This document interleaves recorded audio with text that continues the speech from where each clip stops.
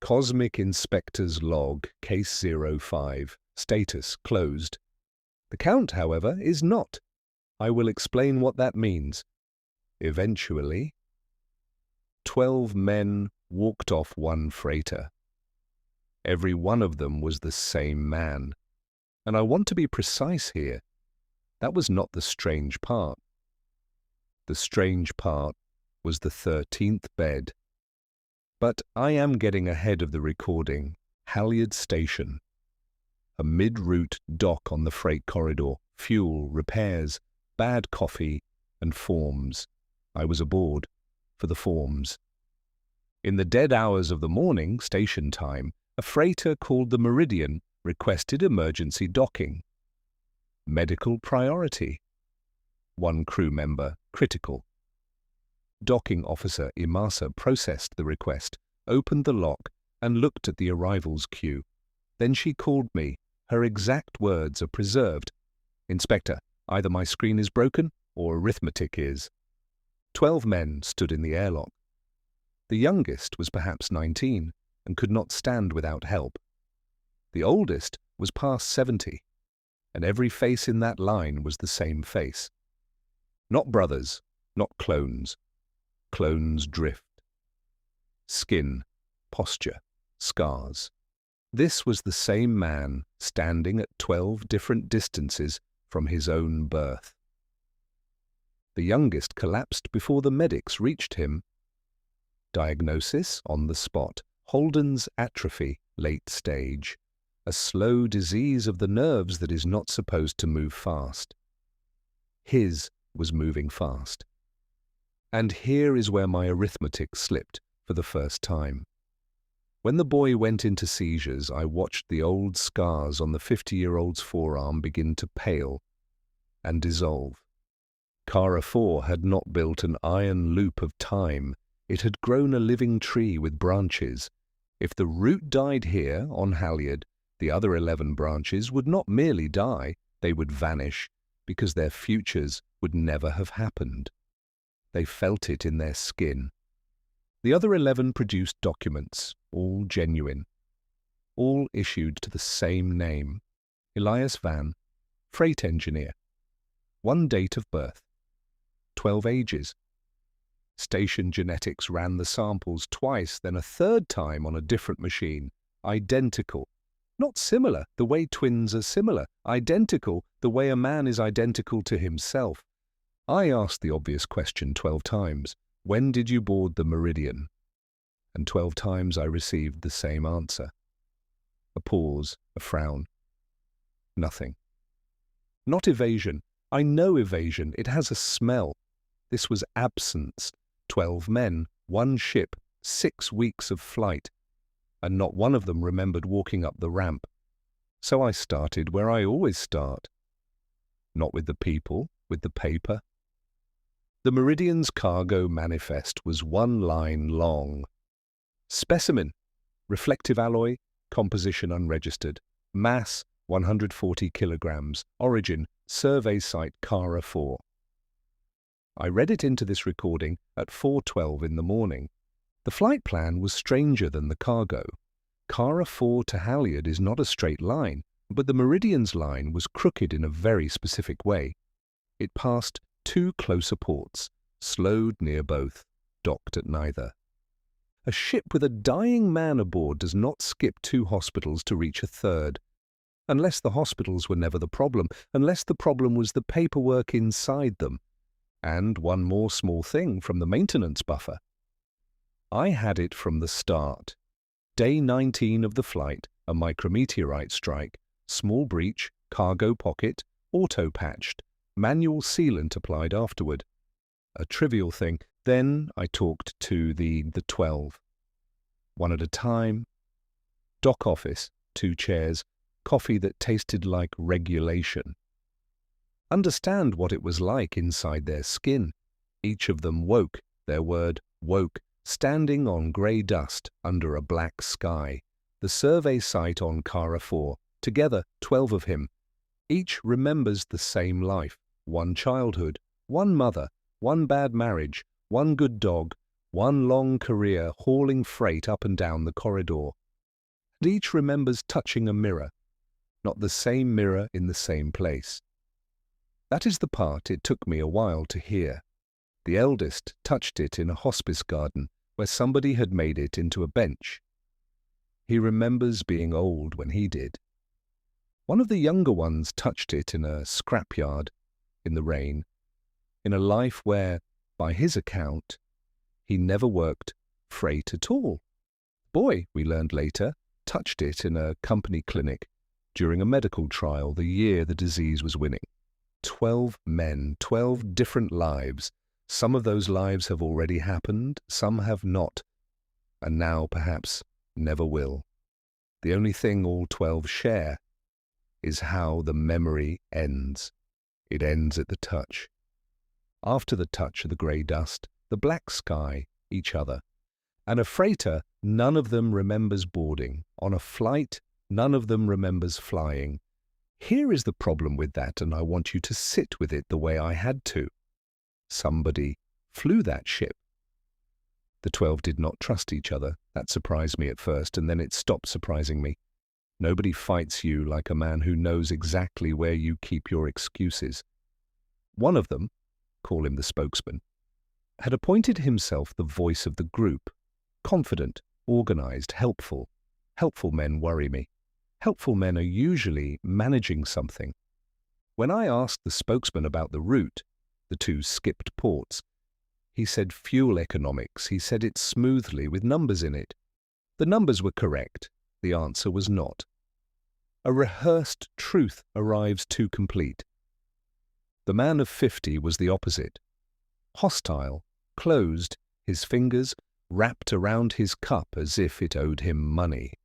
Twice since docking, the ship's medical synthesizer had failed mid-cycle while building the boy's treatment. Twice, the fault log pointed to manual interference. And twice, the corridor camera put the man of 50 within arm's reach of it. I decided not to arrest him yet. On a normal night, that would be a strange sentence. Nothing about that night was normal. I tried the old tricks first, because the old tricks are old for a reason. Pilots have hands. Hands have habits. The Meridian's log showed a handful of small manual course corrections scattered across the 6 weeks, and whoever made them trimmed the thrusters the same way every time. 3 short taps, a pilot's tick, so I watched hands. 12 interviews, 12 cups of coffee, 12 sets of fingers on my table. All 12 of them tapped 3 times. Of course they did.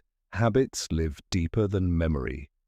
This was Elias Van's fundamental nervous tick, carried out of deep childhood, and it sat in every one of them, regardless of the timeline. Old tricks assume the suspects are different people. I noted for future cases that this had never been a problem before. So I went back to the one fact with edges. Memory ends at the touch. Whoever touched the mirror here, on Kara 4, in this timeline, 6 weeks ago, is the trunk of this particular tree. His memory should not end there at all. The man who touched it on that survey site should remember the dust, the loading, the ramp, the flight, the 2 ports he did not enter. He should remember everything because for him nothing was interrupted. 12 men told me they remembered nothing, which meant I was not looking at 12 copies and a missing original. I was looking at 11 copies and 1 man lying with the calm of long practice. 12 men. And on paper, not one of them was the man himself. Have noticed that this sentence does not get easier however many times I say it. By morning, the situation had grown a second clock.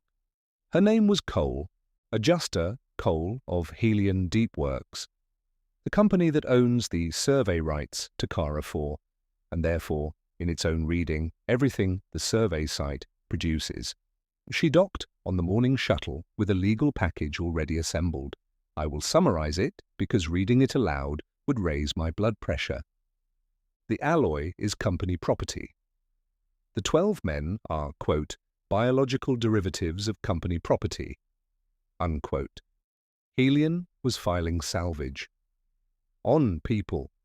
Claim would go through at 6 that evening. There was a refinement, and the refinement was the cruel part. If I identified the original, he would walk free, one legitimate Elias Van, and the other 11 would attach to the claim as product.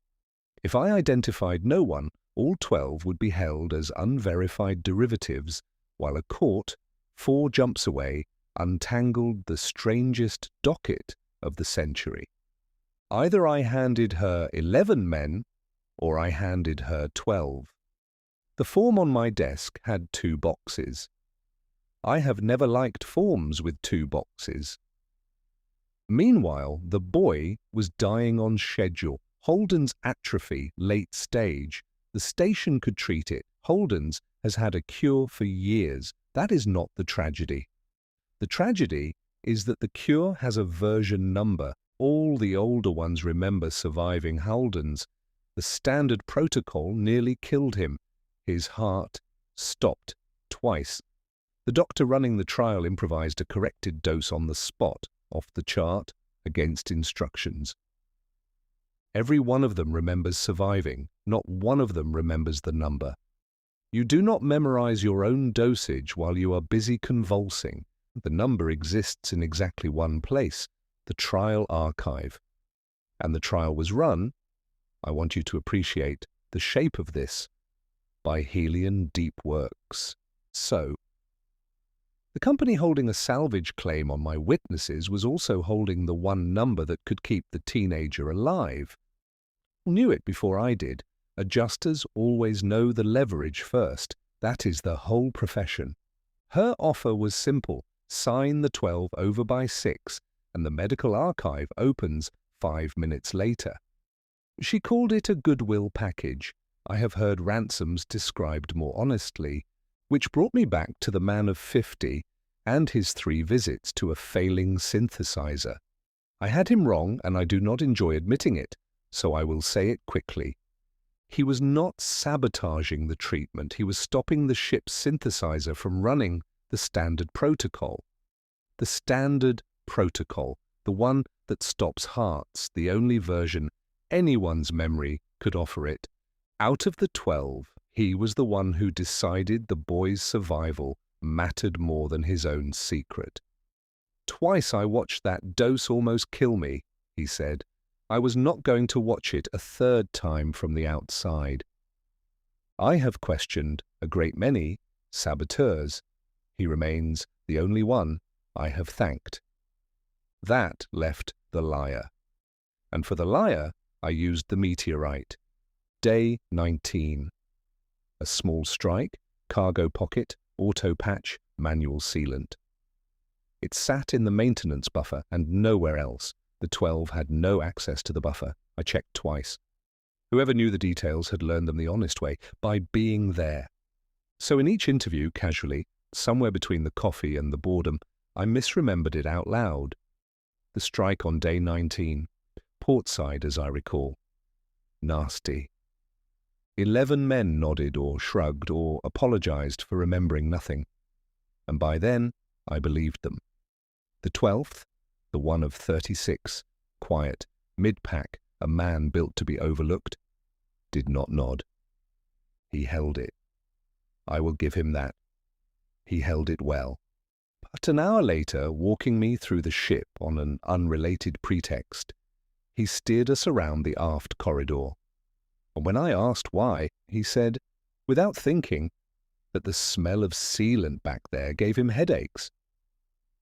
Sealant, from a patch applied on day 19. Of a flight he did not remember. The smell of a repair is not stored in any buffer. It exists only in the corridor and in the man who made the repair. I did not arrest him either. I poured him the last of the coffee, told him what I knew, and watched a 6-week performance come off him like a coat he had been sleeping in. His touch happened here, this timeline, this year. A survey contract on Cara 4. The company wanted an anomalous reflective mass crated for transport. He was the engineer who went down to rig the lift. He laid one bare hand on it, checked the temperature. Engineers check temperature by hand on dead worlds. It is against every regulation, and every engineer does it. And the site was suddenly crowded. 11 men with his face stood in the dust. At ages he had been, and ages he had not yet been, remembering mirrors he had never touched, in places he had never lived. He did what engineers do. He inventoried, he loaded, he lifted off. And somewhere over that grey horizon he understood the arithmetic of his situation. The moment any one official learned which of the 12 was the original, 11 men became property. His face, his memories, his mother, his dog, filed as product. But as long as nobody could say who was who, every man aboard would have to be presumed a person. All 12. Including him. So the original turned the crowd into a shared alibi. He dissolved among his own copies, skipped 2 ports where registration would have forced the question, flew past both hospitals with his own dying 19-year-old self in the bunk behind him. And when the boys stopped being stable enough for pride, he chose the smallest station on the corridor, called in medical priority, and walked off the ramp wearing the same, forgetting as everybody else. 6 weeks. Alone in a crowd of himself. "You want to know the worst part?" he told me. "Nobody notices. I lived my whole life assuming I would recognize me. I stood in that line for 6 weeks, Inspector. I am the least remarkable man I have ever met." Which left me, one evening, 2 clocks and a form with 2 boxes. So I did what I do. I reread Halyard's claim. Slowly. The way you read a contract you intend to hurt. Their entire position stood on one sentence. The 12 are derivatives of company property. Products of the alloy. Very well. I let them have it. Because if the alloy produced 12 human beings, then Halyard's unregistered specimen performed unlicensed human derivation on a sick teenager, among others. 12 counts. The mere threat to the existence of those 12 lives shattered the sector board's ethical code. And if it did not, then the 12 are not derivatives, and the claim dies of its own definition.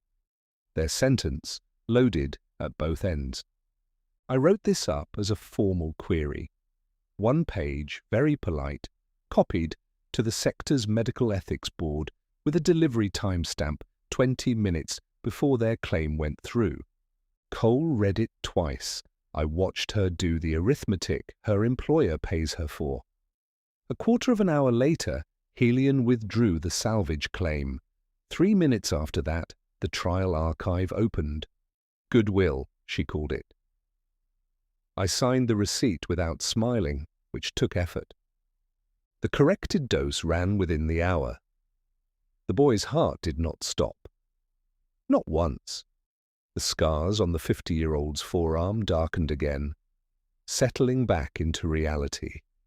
He stood outside the glass the entire night. When it was over, he tapped it, 3 short taps, and walked away before anyone could speak to him. That left the 2 boxes. Original, identify, original, unknown. I have built a modest career on the discovery that most forms have a 3rd box, if you're willing to write it in yourself. My filing reads as follows. Crew of the Meridian. 1 continuous person present in 12 instances. Identity, collective, precedent, pending. Letter court for, jumps away, choke on it. Courts need, fibre. 12 men walked off Halyard a week later with 12 legal names. Elias Van, 1st through 12th, ordered by age because they voted on it, and the boy thought it was funny. The boy voted from a recovery bed. His motion carried 12 to nothing. The first unanimous decision that man ever made. Case 05. Status: closed. Now the count. Before the Meridian departed, I walked her one last time. Habit, or whatever is left of a conscience after this many years of paperwork. Crew quarters, aft, 14 bunks installed, 12 assigned. 13 had been slept in, 6 weeks running, pillow compressed, blanket folded back the same way every time, top corner. I learned the truth of it by accident, talking to one of them. The 36-year-old, the original I believe, just before the papers were signed. I leaned back in my chair and tossed it out idly. A strange case all the same. 12 men with one face, 6 weeks in one crew room. He gave me an odd, empty look and calmly corrected me. 13. I went still. What do you mean 13? 12 of you came through the dock. There were 13 of us in the quarters, Inspector, he said, without so much as a blink. The whole way from Carrefour itself. We assumed he was simply another one of us, a copy from some other line of time who kept to himself and did not care to talk. He took the 13th bunk. He walked the aft corridor at night. We did not count heads every hour. There were already too many of us for sanity as it was. And then I understood all of it. I understood why every sensor on that ship, the cameras, the life support, had insisted with one voice that exactly 12 passengers were aboard. The automation simply did not register reflected matter. The sensors could not see it. The cameras showed empty corridors where the other 12 vans saw their 13th double. I pulled the airlock log for the flight. Every cycle accounted for. Loading, checks, standard. Except one, halfway through the flight. 3 in the morning, ship's time. The outer door, 1 full cycle, 11 minutes. No suit was logged out. No alarm was raised. Nothing on the hull's optical cameras but stars. Of course, nothing but stars. The cameras could not hold him. The 13th passenger simply walked into the airlock in what he was wearing, opened the outer door, and stood for 11 minutes in hard vacuum, looking at open space. He had no biological heat and no breath, so the ship never even noticed that someone had broken the seal of that corridor. And the crate? I had the cargo pocket opened before departure, in front of witnesses, because by then I trusted nothing on that ship I had not touched myself.